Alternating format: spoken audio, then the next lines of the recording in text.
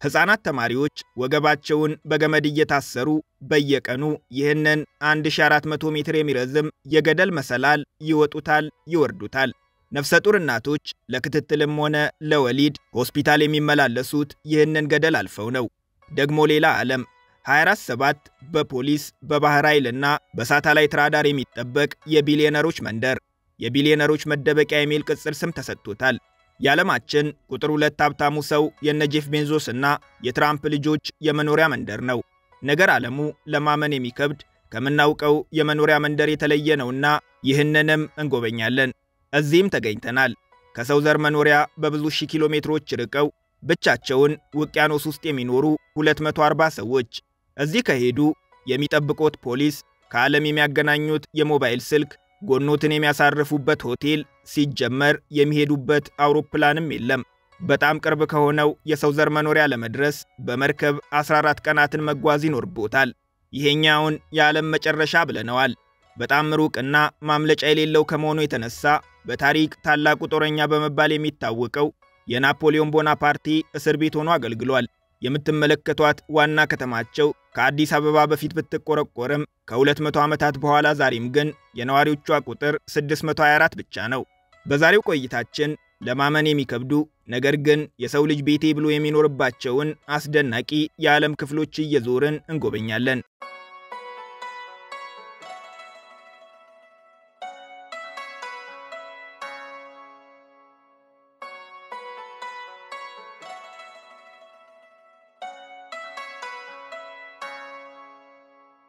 የታክሲ ሰልፍ፣ የአውቶቡስ ግፊያ፣ የባቡር መዘግየት፣ ትራንስፖርት አስመርሮት፣ ኑሮዬ ከባድ፣ ስራዬ አድካሚ ነው ብለው ያውቃሉ?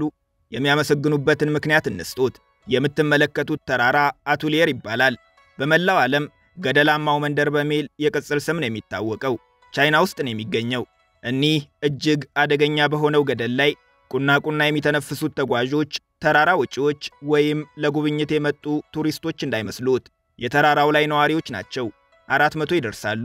ይህ ለመዝናናት ሳይሆን ለመኖር ሲባል በየዕለቱ የሚደረግ የኑሮ አካል ነው። ተራራው ከባህር ጠለል በላይ 1400 ሜትር ከፍታ አለው።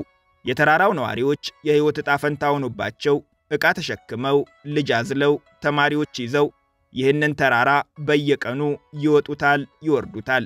ምክንያቱም ተራራው ላይ ሆስፒታልም ትምህርት ቤትም ገበያም አይገኝም። ሰዎቹ ይህ የተሰኙ በቻይና ትንሽ ቁጥር ያለው ጎሳ አባላት ናቸው። በተራራው ላይ መኖር የጀመሩበት ትክክለኛው ጊዜ ተመዝግቦ አይገኝም። ነገር ግን ከ200 እስከ 700 ዓመታትን በዚህ እንደቆዩ ይገመታል። እዚህ መኖርን ያስመረጣቸው ሰላምን ፍለጋ ነው። በቁጥራቸው ማነስ ምክንያት የጉልበተኞች ሰለባ ነበሩ። እስከ 1950ዎቹ ድረስም በባርነት ይሸጡ ነበር። በዚህ ምክንያት ምድርን ለጦረኛና ጸበኛ ሕዝቦቿ ትተው በአለታማው ተራራ ላይ ብዙ መቶ ዓመታትን በሰላም ኖረዋል። እዚህ መኖር ማህበራዊ ግፍን ለመሸሽ ቢጠቅማቸውም ጉዳቱም አልቀረባቸውም። ከዓለም ተነጥለው መኖራቸው ከጦርነት ብቻ ሳይሆን ከመሰረተ ልማትና ከስልጣኔም ብዙ መቶ ዓመታትን ወደ ኋላ አስቀርቷቸዋል። መንደራቸው ለምሳሌ ትምህርት ቤት የለውም። ልጆች 6 ዓመት ሆኗቸው ትምህርት ቤት ሲገቡ በቤተሰቦቻቸው ወገብ ላይ ታስረው ይህንን ደረጃ የመውረድ ግዴታ አለባቸው። መሰላሉ ለጎበዝ ተጓዦች የ2 ሰዓት፣ ሕፃናት ይዘው ወይም ዕቃ ተሸክመው ለሚጓዙት ደግሞ ከዚያ በላይ ይፈጅባቸዋል። ይህንን ችግራቸውን አይቶ መንግሥት በተራራው ግርጌ የሚገኘውን ትምህርት ቤት ያዳሪ ተማሪዎች ስላደረገላቸው ሕፃናት ይህንን ደረጃ በየቀኑ መውጣታቸው ቀርቶ በሳምንት አንዴ ሆኖላቸዋል።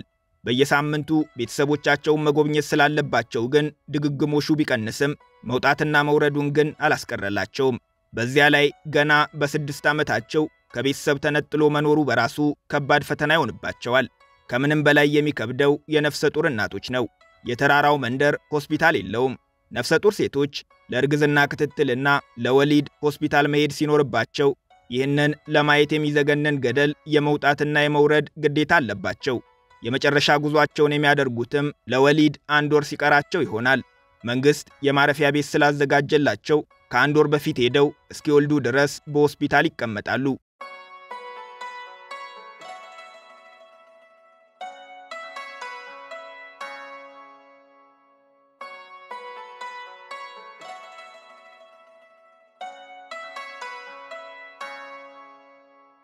የተራራው ላይ ነዋሪዎች በግብርና ሥራ ነው የሚተዳደሩት። በቆሎና ድንች ያመርታሉ። ላም፣ ፍየል፣ በግና አሳማም ያረባሉ። ይህ ሁሉ ግን ከዕለት ፍጆታ ያለፈ ጥቅም አይሰጣቸውም። ምክንያቱም ገበያ ማግኘት ከባድ ነው። ከዚህ ተሸክሞ ገዢ ያለበት ቦታ ድረስ መውሰድም ከገቢው ልፋቱ ይበልጣል። ዛሬ እጅግ ተሻሽሎ አይታችሁት እንጂ እንደ አውሮፓውያን አቆጣጠር ከ2016 በፊት በነበሩ ብዙ መቶ ዓመታት ነዋሪዎቹ ተራራውን የሚወጡት ራሳቸው በገነቡት ከእንጨት የተሰራ አሮጌ መሰላል ነበር። ያረጀ ወይም የበሰበሰ የመሰላሉ እንጨት ሲሰበር አደጋውም የዛን ያህል የከፋ ነበር። በ2016 ሕፃናት ተማሪዎች በወላጆቻቸው ወገብ ላይ በገመድ ታስረው መሰላሉን ሲወጡ የሚያሳይ ምስል ኢንተርኔት ላይ ሲለቀቅ ሀገር አቀፍ ሕዝባዊ ቁጣ ተቀሰቀሰ። መንግስትም የሕዝቡን ቁጣ ሰማ። በዛው ዓመት በ1 ሚሊዮን ዩዋን ወጪ የምትመለከቱት 2556 መወጣጫ ደረጃዎች ያሉት የብረት መሰላል ተገነባላቸው። አዲሱ መሰላልም ቢሆን አደጋን ከመቀነስ ውጪ የተራራው ላይ ነዋሪዎችን ሕይወት ትርጉም ባለው መልኩ አልቀየረውም ነበር። እናም መንግስት ሌላ ፕሮጀክት ነደፈ።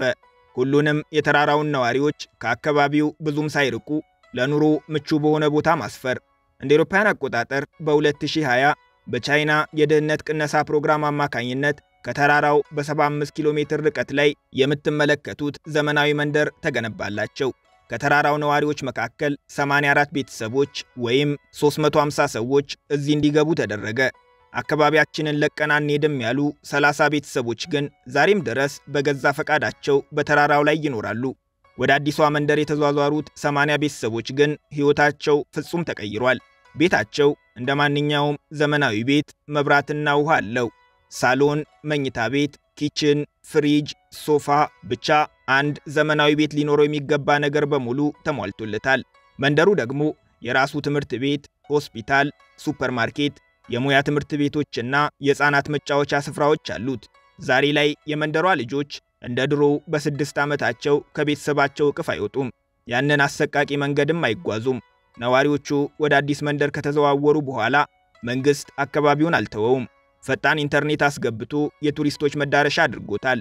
ፍላጎቱ ያላቸው የቀድሞ የአካባቢው ነዋሪዎችም በአስጎብኝነት ለቱሪስቶች አገልግሎት እየሰጡ ገንዘብ ያገኙበታል።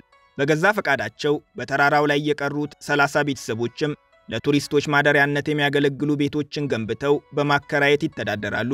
ተራራውን በየዓመቱ ከ100 ሺህ በላይ የሚሆኑ ቱሪስቶች ይጎበኙታል።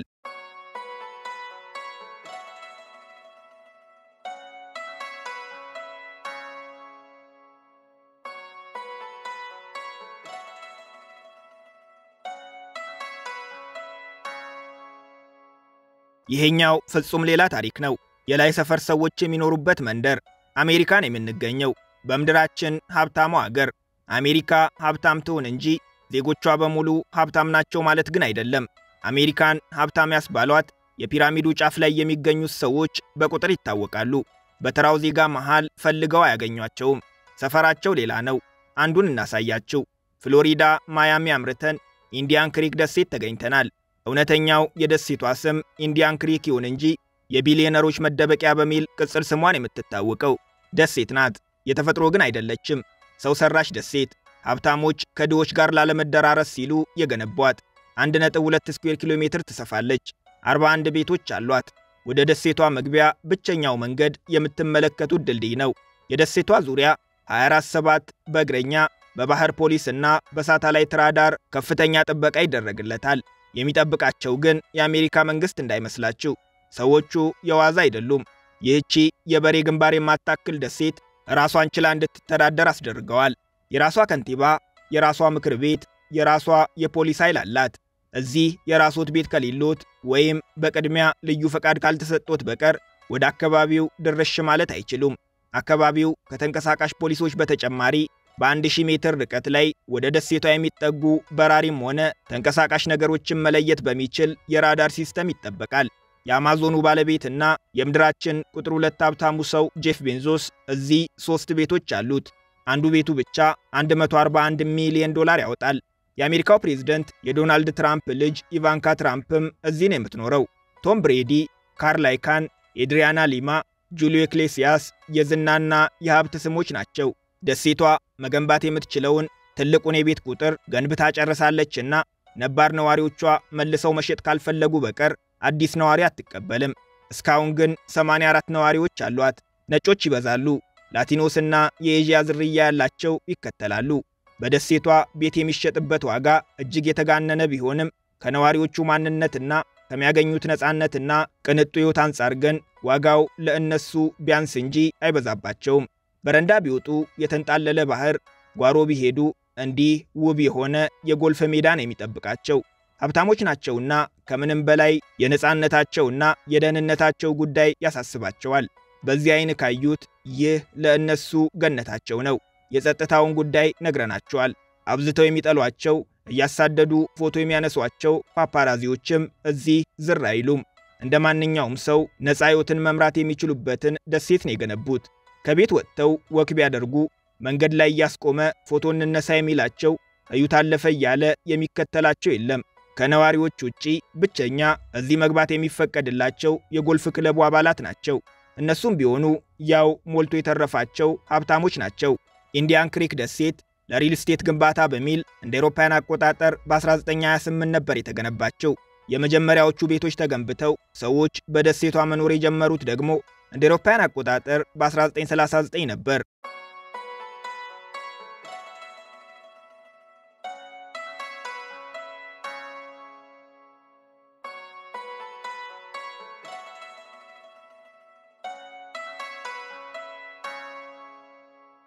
ይሄኛው እዚህ ምድር ላይ አይመስልም። ዓለምን ካዳረሰ ብዙ አስርተ ዓመታትን ያስቆጠረው ሞባይል ስልክ ይሉት ቴክኖሎጂ እንኳን ገና እዚህ አልደረሰም። ነዋሪዎቿ ችግር ሲያጋጥማቸው ፖሊስ የሚጠሩት የምትመለከቱትን ሲሊንደር በመዶሻ በመደወል ነው። ያም ሆኖ የሚመጣላቸው የፖሊስ ኃይል የለም። ምክንያቱም ደሴቷ ያላት አንድ ፖሊስ ብቻ ነው። ከዓለም ርቃ በአስፈሪ ውቅያኖስ ተከባ ብቻዋን ብትገኝም ደሴቷ የሚጠብቃት አየር ኃይል፣ ባህር ኃይል ወይም መከላከያ ሰራዊት የላትም። ኃይል ከተባለ ደወል የሰማ ይኸው አንድ ፖሊስ እየከነፈ ይደርስላታል። ደግነቱ የደሴቷ ነዋሪዎች እርስ በርስ ይተዋወቃሉና ከውጭ የመጣ ኃይል ካልሆነ እርስ በርስ የከፋ ደረጃ የሚያደርስ መጨካከን አያሳዩም። ደወሉ ግን ፖሊስ ለመጥራት ብቻ ሳይሆን ፖሊስ ራሱ ዜጎች ማህበራዊ ግዴታቸውን እንዲወጡ ለስብሰባ የሚጠራቸው ይህንን ደወል በማጮህ ነው። በአገራችን ለእድር ጥሩምባ እንደሚነፋው ማለት ነው። ደሴቷ ማረፊያ ሆቴል የሚባል ነገር የላትም። እዚህ ከመጡ የእግዜር እንግዳ ብለው አንዱ ቤት ተጠግተው ነው የሚያድሩት። አውሮፕላንና የአየር ማረፊያ ቅንጦት ናቸው። ወደ ደሴቷ መድረሻ ብቸኛው መንገድ የመርከብ ጉዞ ነው። የዚህች ከዓለም የራቀች ደሴት ነዋሪዎች አፍሪካውያን ወይም ያላደጉ የሚባሉ አገራት ዜጎች እንዳይመስሉት እንግሊዛውያን ናቸው። ደሴቷም የእንግሊዝ ንብረት። በእንግሊዝ ግዛት ፀሐይ አትጠልቅም መባሉን ሰምተዋል። ይህ ዛሬም ይሰራል። ትሪስታን ዳ ኩኒያ ገብተናል። ትሪስታን ዳ ኩኒያ በደቡብ አትላንቲክ ውቅያኖስ ከዋናዋ እንግሊዝ በ10,000 ኪሎ ሜትሮች ርቀት ላይ የምትገኝ ደሴት ናት። እዚህ ከሆኑና አንዴ ደሴቷን ለቀው ከወጡ የሰው ዘር የሚገኝበትን በጣም ቅርብ ቦታ የሚያገኙት በ2400 ኪሎ ሜትር ርቀት ላይ ነው። ኬፕ ታውን ደቡብ አፍሪካ። የለም ካሉ ወደ ምዕራብ 3400 ኪሎ ሜትር ይጓዛሉ። ብራዚል ደቡብ አሜሪካ። ትሪስታን ዳ ኩኒያ የአራት ደሴቶች ስብስብ ስትሆን ሶስቱ ለሰው ልጅ ለኑሮ ምቹ አይደሉም። የሰው ልጅ የሚኖርባት ብቸኛዋ ደሴት ይህችው ትሪስታን ዳ ኩኒያ ናት። በዚህች የሰው ዘር ዝር ብሎባት በማያውቅ አስፈሪ ደሴት ላይ 240 ሰዎች ይኖራሉ። ሰዎቹ በ19ኛው ክፍለ ዘመን ከእንግሊዝ፣ ከጣሊያን፣ ከኔዘርላንድና ከአሜሪካ የመጡ ናቸው። ቁጥራቸው 240 ይሁን እንጂ ሁሉም ከ8 ቤተሰቦች የተገኙ ናቸው። የመኖሪያ ከተማቸው ኤደንብራ ትባላለች። ትሪስታን ዳ ኩኒያ ኤርፖርት የላትም። ነዋሪዎቿ ከዓለም የሚገናኙበት ብቸኛው መንገድ የንግድ መርከቦችን በመጠቀም ነው። ከዚህ ደቡብ አፍሪካ ለመድረስ የ7 ቀናት ጉዞ ይፈጅባቸዋል። ከደቡብ አሜሪካዋ አርጀንቲና ከተነሱም ጉዞ ወደ 14 ቀናት ከፍ ይላል። በዓመት ከ10 መርከብ በላይ ወደዚህ አይመጣም። በወር ከአንድ መርከብ ያነሰ እንደማለት ነው። ያም ሆኖ ወደዚህ የሚመጡ መርከቦች የጫኑትን ዕቃ ለማውረድ ወደ ደሴቷ መጠጋት አይችሉም። የውቅያኖሱ ውሃ ጥልቀት የሌለውና በዓለት የተሞላ በመሆኑ ከደሴቷ ርቀው ለመቆም ይገደዳሉ። አካባቢው በከፍተኛ ንፋስ፣ ወጀብና ማዕበል የሚጠቃ በመሆኑ በወር አንዴ የመጡ መርከቦችም ቢሆኑ መልሕቃቸውን ሳይጥሉ የያዟቸውን ሰዎችና የጫኑትን ዕቃ ሳያወርዱ ያለ ስኬት ሊመለሱም ይችላሉ።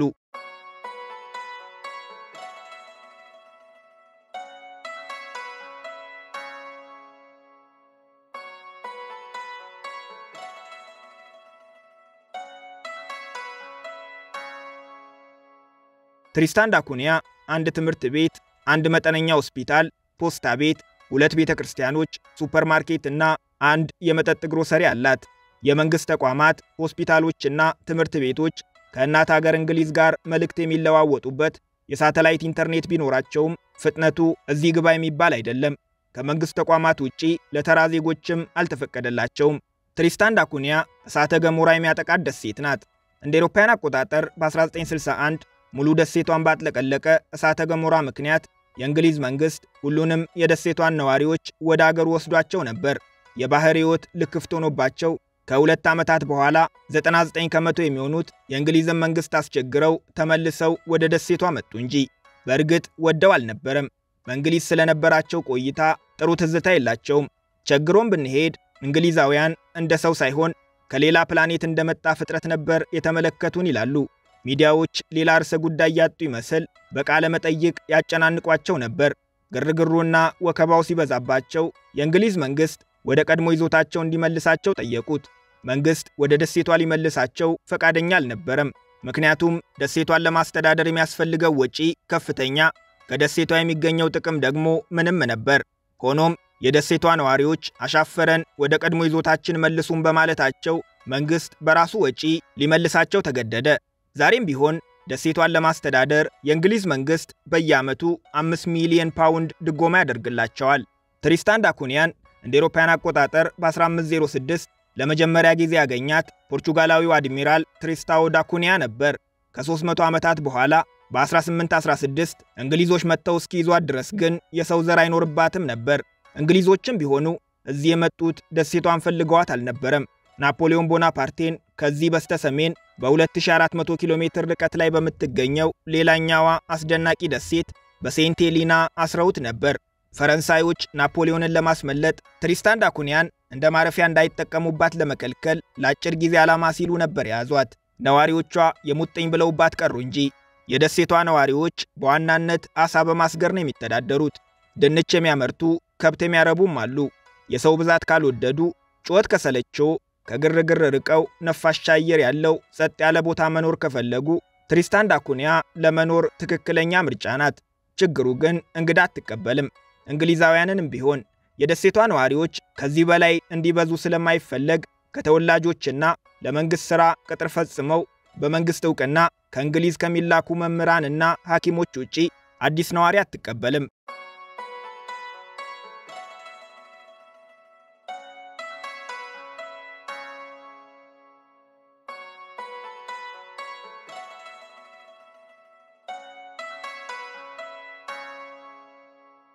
ሴንት ሄሊና ልክ እንደ ትሪስታን ዳ ኩኒያ ከዓለም ርቃ የምትገኝ ሌላኛዋ የእንግሊዝ ደሴት ናት።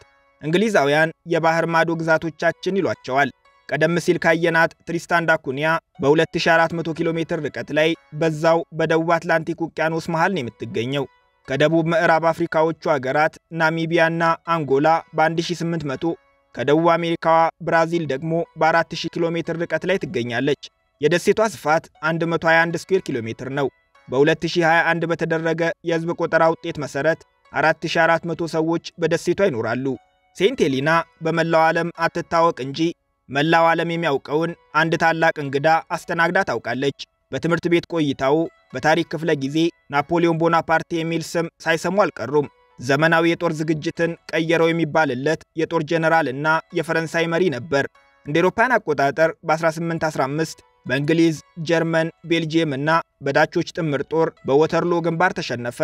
እንግሊዞች ይህ አደገኛ ሰው ከእጃችን እንዳያመልጥ የት ዓለም አርቀን እንጣለው ብለው ሲጨነቁ ሴንት ሄሊና ትዝ አለቻቸው። በውቅያኖስ ከተከበበችው ከዓለም ርቃ ከምትገኘው ደሴት በምንም ተአምር ሊያመልጥ እንደማይችል ሲያውቁ በዛው ዓመት ወደ ደሴቷ ላኩት።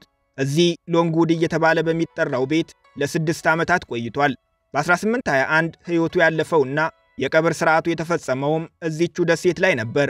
ከ19 ዓመታት በኋላ እንደ አውሮፓውያን አቆጣጠር በ1840 የፈረንሳይ መንግስት አጽሙን ወደ እናት ሀገሩ ፈረንሳይ ቢያስወስደውም መጀመሪያ ተቀብሮበት የነበረው ይህ ቦታና ይኖርበት የነበረው ቤቱ ዛሬም በሴንት ሄሊና ከሚጎበኙ ስፍራዎች ዋነኞቹ ናቸው። የሴንት ሄሊና ዋና ከተማ ጄምስታውን ትባላለች። በንግሥት ቪክቶሪያ በጎ ፈቃድ የከተማነት ማዕረግ ያገኘችው የኛው አዲስ አበባ ከመቆርቆሯ በፊት እንደ አውሮፓውያን አቆጣጠር በ1859 ነበር። ከተማ ከተባለች ከ166 ዓመታት በኋላ ዛሬም ግን የነዋሪዎቿ ብዛት 624 ብቻ ነው። ከአጠቃላይ የሴንት ሄሊና ደሴት ነዋሪዎች 14 ከመቶዎቹ ብቻ እዚህ ይኖራሉ።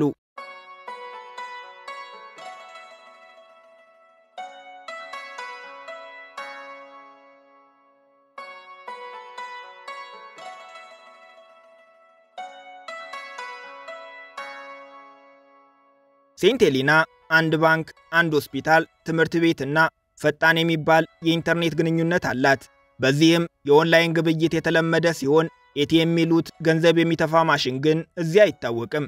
የሚጠቀሙት ገንዘብ ሴንት ሄሊና ፓውንድ ይባላል። ከብሪቲሽ ፓውንድ ጋር እኩል ዋጋ አላቸው።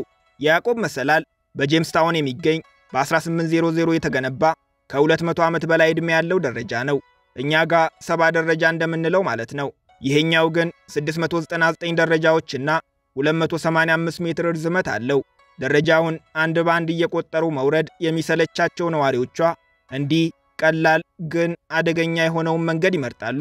ምሽት ሲሆን የያዕቆብ መሰላል እንዲህ እንደምትመለከቱት ውብ እይታ ወዳለው መስህብነት ይቀየራል። ከዓለም ተነጥላ ብቻዋን የምትገኝ ደሴት ናትና ለዘመናት ከዓለም ጋር የምትገናኘው በ3 ሳምንት አንዴ ከደቡብ አፍሪካ ኬፕታውን በምትመጣ መርከብ ብቻ ነበር። ወደ ሴንት ሄሊና የምትመጣው አንድ መርከብ ብቻ ስትሆን መርከቧ ከኬፕታውን ተነስታ ሴንት ሄሊና እስክትደርስ 5 ቀናት ይፈጅባታል። ለመመለስም እንደዛው ስትጭንና ስታወርድ ጣጣዋን ጨርሳ እንደገና ሴንት ሄሊና ለመገኘት 3 ሳምንታትን ይፈጅባታል። ነዋሪዎቿ የሚበሉት የሚጠጡትና የሚለብሱት የሚመጣላቸው ራሳቸውም ከዓለም የሚገናኙት በዚች መርከብ ብቻ ነበር። ዛሬ ላይ ግን እጅግ ዘመነናል ይላሉ። ምክንያቱም አየር ማረፊያ ተገንብቶላቸዋል። የምትመለከቱት አውሮፕላን ሲያርፍ ብቻ አይደለም፣ ታሪክም ጭምር ነው። ይህ ንብረትነቱ የቲታን አየር መንገድ የሆነ ቦይንግ 557 ማክሰኞ ሐምሌ 30 ቀን 2020 በሴንት ሄሊና ታሪክ ለመጀመሪያ ጊዜ መሬቷን የረገጠ አውሮፕላን ነው። በመርከብ 5 ቀናትን ይወስድ የነበረው የደቡብ አፍሪካ ጉዞም አሁን ላይ ወደ 5 ሰዓታት ብቻ ዝቅ ብሎላቸዋል። ሴንት ሄሊናን ያገኟት የመጀመሪያዎቹ ሰዎች ፖርቹጋላውያን ነበሩ። እንደ አውሮፓውያን አቆጣጠር በ1502 እንግሊዛውያን በ1659 ባትጋሩኝ ብለው የግላቸው እስኪያደርጓት ግን የሰው ዘር ዝር ብሎባት አያውቅም ነበር። አፍሪካውያን ባሮች ተከተሏቸው። ፈልገውት ግን አልነበረም። እንግሊዝ እንደ አውሮፓውያን አቆጣጠር በ1833 በጸደቀ አዋጅ ከ1834 ጀምሮ የባሪያ ንግድን ወንጀል ማድረጓ ይታወሳል። ሆኖም ዓለም የባሪያ ንግድን አላቆመም ነበር። ዋነኛው የባሪያ ንግድ መስመር ደግሞ አሁን የምንገኝበት የአትላንቲክ ውቅያኖስ ነበር። የባሪያ ንግድን እንዲያስቆም ልዩ ትዕዛዝ የተሰጠው በአካባቢው የሚገኘው የእንግሊዝ የባህር ኃይል ደግሞ ባሪያ ይዘው የሚያልፉ የንግድ መርከቦችን እያስቆመ ግዞተኞቹን ነፃ ያወጣቸው ነበር። ከ1840 እስከ 1867 በነበሩት 27 ዓመታት ብቻ 27000 ከአንጎላ፣ ጋቦንና ኮንጎ የመጡ አፍሪካውያን ባሮች ነፃ ወጥተዋል። እንግሊዛውያኑ ነፃ ያወጧቸውን ባሮች ወደ ሴንት ሄሊና ያመጧቸው ነበር። ነፃ ወጥተው እዚች ደሴት ላይ ካረፉት የመጀመሪያዎቹ አፍሪካውያን መካከል 8000 የሚሆኑት ሕይወታቸው በዚሁ ማለፉ ይነገራል። 500 የሚሆኑት አፍሪካውያን ግን ደሴቷን ቤታችን ብለው መኖር ጀመሩ። የምትመለከቷቸው ጥቋቁር የደሴቷ ነዋሪዎችም የልጅ ልጆቻቸው ናቸው። በ19ኛው ክፍለ ዘመን ከቻይና፣ ህንድና ደቡብ ኤዥያ የመጡ የጉልበት ሰራተኞችን ጨምሮ ዛሬ ላይ በደሴቷ ከ4400 በላይ ነዋሪዎች አሉ። 50 ከመቶዎቹ ጥቁር አፍሪካውያን፣ 25 ከመቶ ነጮች፣ 25 ከመቶዎቹ ደግሞ ኤዥያውያን ናቸው።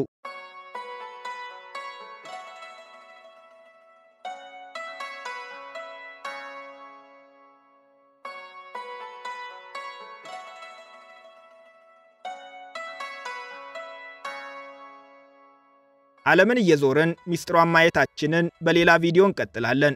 የዛሬውን ግን በዚሁ አበቃን። አብራችሁን ስለቆያችሁ እናመሰግናለን።